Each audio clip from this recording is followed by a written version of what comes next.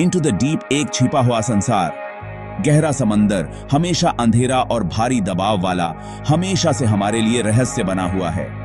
यहां ऐसे जीव रहते हैं जो कहानियों से भी अजीब हैं। जरा सोचो, एंगलर फिश जिनके पास खुद की रोशनी वाले कांटे होते हैं, जायंट स्क्विड जिनकी आंखें खाने की प्लेट जितनी बड़ी होती हैं, और अजीब और गरीब जेलीफिश जो काले पानी में तैरते हैं। सदियों से गहरा समंदर हमारी पहुंच से दूर रहा है, लेकिन आजकल गहरे समंदर के जीव कम गहरे पानी में आ रहे हैं, कभी कभी तो किनारे पर भी आ जाते हैं। यह अजीब व्यवहार वैज्ञानिकों को हैरान कर रहा है। गहरा समंदर भले ही दूर लगता हो, लेकिन ऊपर की दुनिया से जुड़ा हुआ है। ऊपर जो होता है उसका असर गहराई में रहने वाले जीवों पर भी पड़ता है। गहरे समुद्र के जानवरों का कम गहरे पानी में आना एक चेतावनी है। जलवायु परिवर्तन और उसके प्रभाव। गहरे समुद्र के सामने सबसे बड़ा खतरा है जलवायु परिवर्तन। जैसे जैसे हमारा ग्रह गर्म हो रहा है, समुद्र इस गर्मी को सोख रहा है, जिससे समुद्र का तापमान बढ़ रहा है। इस गर्मी का असर समुद्र की गहराई में भी महसूस किया जा रहा है, जिससे समुद्र के नीचे जीवन का संतुलन बिगड़ रहा है। गहरे समुद्र के कई जीव तापमान में बदलाव के प्रति बहुत संवेदनशील होते हैं। कुछ के लिए पानी के तापमान में थोड़ी सी भी वृद्धि घातक हो सकती है। जैसे जैसे गहरा समुद्र गर्म होता है, ये जीव ठंडे पानी की तलाश में सतह के करीब आने को मजबूर हो जाते हैं। इसके अलावा जलवायु परिवर्तन समुद्री धाराओं को भी प्रभावित कर रहा है, जो पोषक तत्वों और ऑक्सीजन को गहरे समुद्र तक पहुंचाने में महत्वपूर्ण भूमिका निभाती हैं। इन धाराओं में व्यवधान से गहरे समुद्र के आवासों में ऑक्सीजन की कमी हो सकती है, जिससे जीवों का जीवित रहना मुश्किल हो जाता है। प्रदूषण की घुटन भरी चपेट। मानवीय गतिविधियों से होने वाला प्रदूषण गहरे समुद्र के जीवन के लिए एक और बड़ा खतरा है। प्लास्टिक, रसायन और खेती से निकलने वाला कचरा समुद्र के सबसे गहरे हिस्सों में पहुंच रहा है, जहां यह सदियों तक बना रहता है। ये प्रदूषक खाद्य श्रृंखला में जमा हो जाते हैं, समुद्री जीवन को नुकसान पहुंचाते हैं और नाजुक पारिस्थितिक तंत्र को नष्ट करते हैं। गहरे समुद्र के जीव प्रदूषण के प्रति विशेष रूप से संवेदनशील होते हैं, क्योंकि उनके प्रजनन की दर धीमी होती है और उनका जीवन काल लंबा होता है।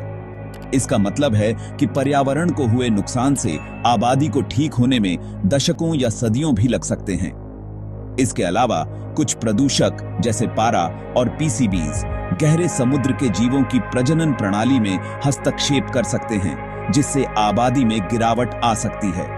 गहरे समुद्र के जीवों के शरीर में विषाक्त पदार्थों के जमा होने से वे मानव उपभोग के लिए भी असुरक्षित हो सकते हैं।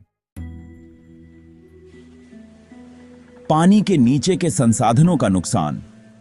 गहरे समुद्र को संसाधन निष्कर्षण के बढ़ते दबाव का सामना करना पड़ रहा है।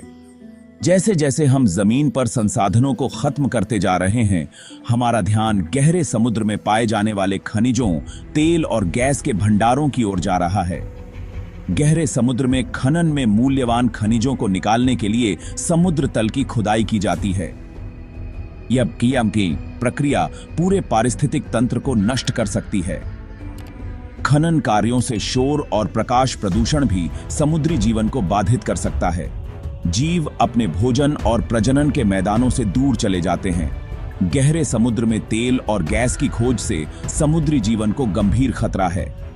डीप वाटर होराइजन आपदा जैसे तेल रिसाव समुद्री जीवन को मार सकते हैं। हमारा नीला घर संरक्षण का आह्वान।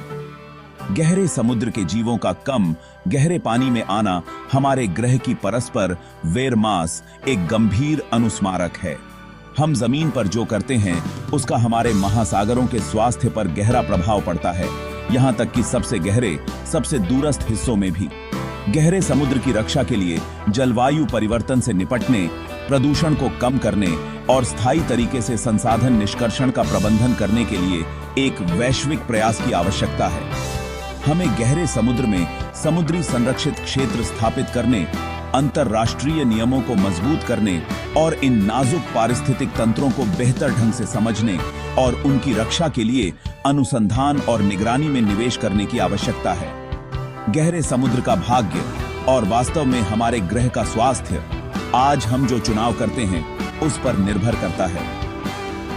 आइए हम आने वाली पीढ़ियों के लिए रसातल के अजूबों को संरक्षित करने के लिए अब कार्य करें। तो दोस्तों, आज के लिए बस इतना ही। अगर आपको ये वीडियो अच्छी लगी तो लाइक और शेयर जरूर करें। साथ ही चैनल को सब्सक्राइब करना ना भूलें ताकि ऐसी वीडियो के अपडेट्स आप मिस ना करें। जल्दी मिलेंगे अगले टॉपिक के साथ। तब तक धन्यवाद।